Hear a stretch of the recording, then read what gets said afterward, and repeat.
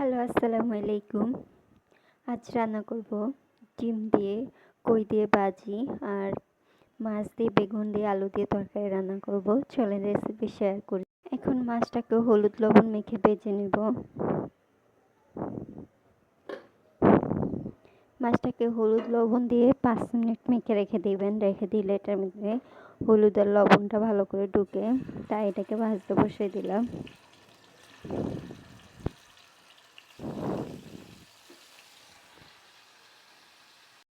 তো মাছটাকে ভেজে নামিয়ে ফেললাম। বেগুনটাকে আজকে আর ভাজবো না, না ভেজে এটাকে একটু ঝাল এমন একটু লাল লাল করে রান্না করব। চলেন রেসিপি এখন মাছ ভাজার তেলটাকেও দিয়ে দিব, যেটাতে আমি মাছ ভেজেছি ওই তেলটাকেও দিয়ে দিব। দিয়ে এখানে আরও কিছুটা তেল দেবো। একটু বেগুনে একটু পরিমাণে তরকারিতে একটু তেলটা বেশি লাগে, ভাজি বা ইয়াতে একটু তেল বেশি দিতে। এখন দিয়ে দেবো তেজপাতা। বেগুন তরকারিতে তেজপাতা দিলে ফ্লেভারটা সুন্দর আসে, তাই আমি একটু তেজপাতা দিই। দিয়ে দেবো পেঁয়াজ কুচি। পেঁয়াজ কুচিটাকে একটু বাদামি করে ভেজে নেব। যেহেতু বেগুনটা ভাজবো না, তাই আলুটা পেঁয়াজের সাথে দিয়ে দিলাম। পেঁয়াজটা একটু ভাজা ভাজা হবে, সাথে আলুটাও ভাজা ভাজা হবে। আলুটা একটু ভেজে নিলে ভালো হয় আর কি। তাই আজকে বেগুন ভাজবো না দেখে আলুটাকে একটু ভেজে নিলাম। এখন দিয়ে দিব পানি। পেঁয়াজটা যদি পুড়ে না যায় তার কারণে দিয়ে দিলাম পানিটা। এখন একে একে গুঁড়ো মশলাগুলো দিয়ে দেব। এখন দিয়ে দেবো গুঁড়া মশলাগুলো। এখানে আছে হলুদের গুঁড়া, মরিচের গুঁড়া, ধনিয়া গুঁড়া, জিরার গুঁড়া। এখন দিয়ে দেবো এগুলা, লবণ।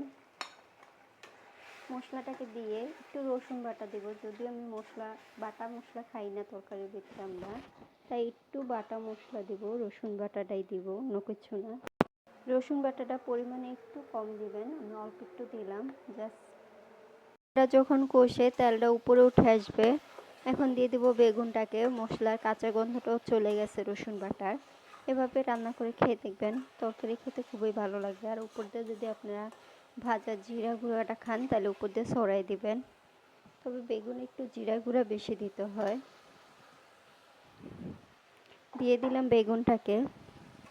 যদি আমি বেগুনটা সবসময় ভেজে রান্না করি, আজকে ভাজা ছাড়াই রান্না করতেছি। তবে এভাবে রান্না করলে খেতে খারাপ লাগে না, ভালোই লাগে।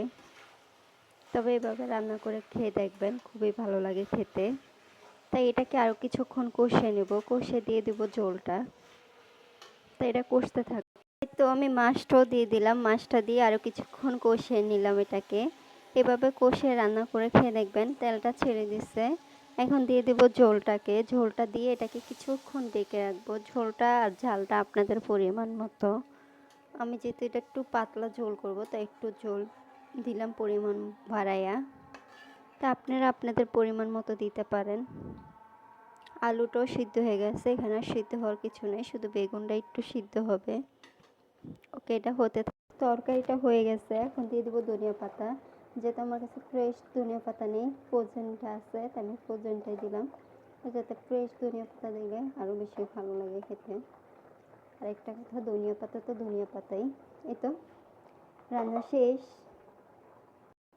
তো আমি কইটাকে বসে দিলাম। আমি কইটাকে সবসময় হলুদ আর লবণ দিয়ে সিদ্ধ করে নিই একটু আগে। দিয়ে দিলাম হলুদের গুঁড়া।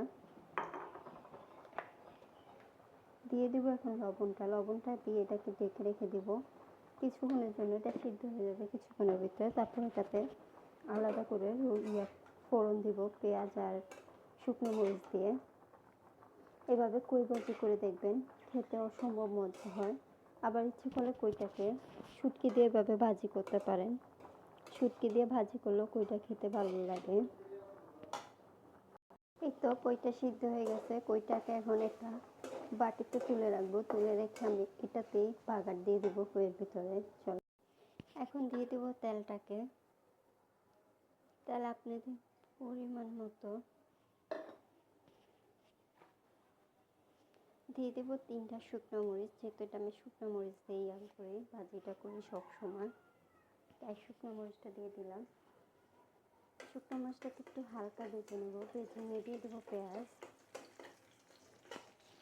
এতো শুকনো মরিচটা হালকা ভাজা ভাজা হয়ে গেছে। এখন দিয়ে দেবো পেঁয়াজটাকেও কিছুক্ষণ ভেজে। এই তো হালকা লালচে লালচে হয়ে আসার পরে দিয়ে দেবো ডিমটাকে। ডিমটাকে দিয়ে এটাকে একটু নেড়ে ছেড়ে নিব ওইভাবে। ডিমটাকে বেশি ভাজা ভাজা করবো না, এখন দিয়ে দেবো কইটাকে। কইটাকে দিয়ে এটাকে কিছুক্ষণ ভেজে নেব।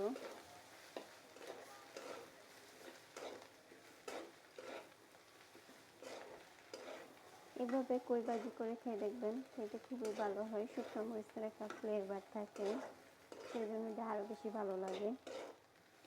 তাই এই তো আমার কই ভাজি কমপ্লিট। তাকে এখন একটা পাতিতে ঢেলে নেব, ঢেলে নিয়ে পাতিলটাকে ধুয়ে ফেলবো, কারণ এটা বেশি পুড়ে গেছে পাতিলটা। এই তো কই ভাজি কমপ্লিট। এভাবে কই ভাজি কে কে খেয়েছেন কমেন্ট করে জানাবেন। এখানে ভিডিওটা শেষ করছি। সালাম।